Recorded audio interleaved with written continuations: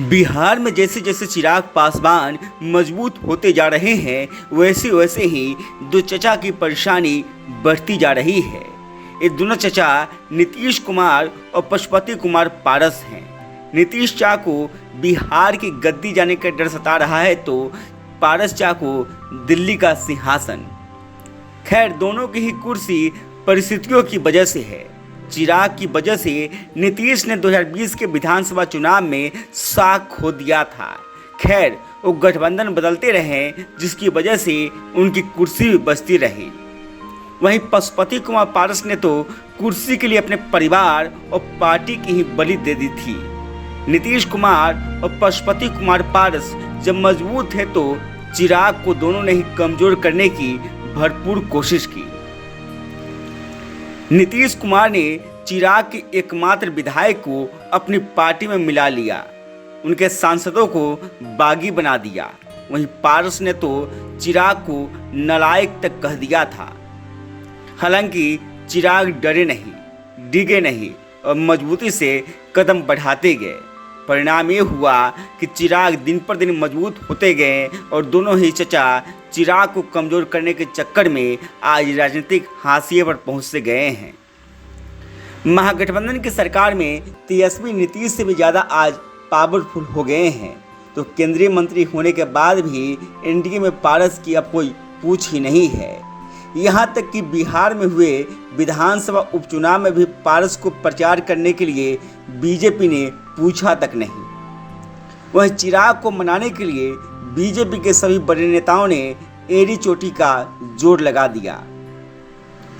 अब चिराग की ताकत से जब सभी परिचित हो गए हैं, तो नीतीश चा को अपनी कुर्सी जाने का डर सता रहा है, तो पशुपति कुमार पारस को मंत्री पद।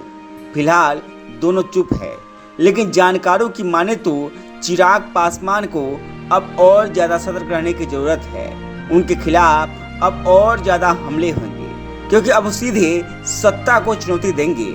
माना जा रहा है कि चिराग 2025 के विधानसभा चुनाव में एनडीए की ओर से मुख्यमंत्री का चेहरा होंगे।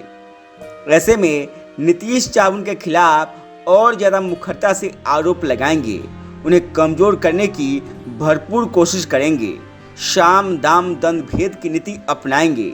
इसकी शुरुआत भी हो चुकी है। नीतीश के भरोसेमंद और हम पार्टी के मुखिया जीतनराम मांझी चिराग पर हमलावर हो गए हैं। उनके पार्टी के दूसरे नेता भी चिराग को भला बुरा कहने लगे हैं। हालांकि विधानसभा चुनाव होने में अभी 3 साल का वक्त है। सूत्रों की माने तो बीजेपी इन 3 सालों में चिराग को और पावरफुल बनाना चाहती है। इसलिए 3 सालों के चिराग पासवान को मोदी कैबिनेट का भी हिस्सा बनाया जा सकता है। हालांकि यहाँ एक पेच फंस रहा है। सांसदों के लिहाज से लोजपा के खाते में सिर्फ एक ही मंत्री पद जा सकता है। ऐसे में अगर चिराग मोदी कैबिनेट का हिस्सा बनते हैं, तो उनके चाचा और राजनीतिक दुश्मन पशुपति कुमार पारस को मंत्री पद से इस्तीफा देना होगा।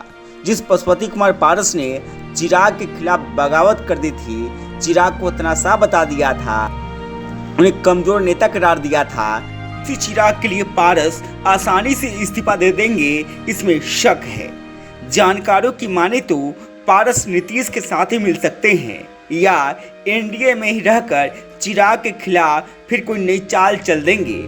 अब चिराग नीतीश और पारस की इस चक्रव्यूह को कैसे भेदेंगे, इसी पर उनका राजनीतिक भविष्य तय होगा। गांव तक बिहार की रिपोर्ट। अब ऑर्गेनिक तरीके से रखें खुद के साथ किचन के बर्तनों और बाथरूम के टॉयलेट का ख्याल।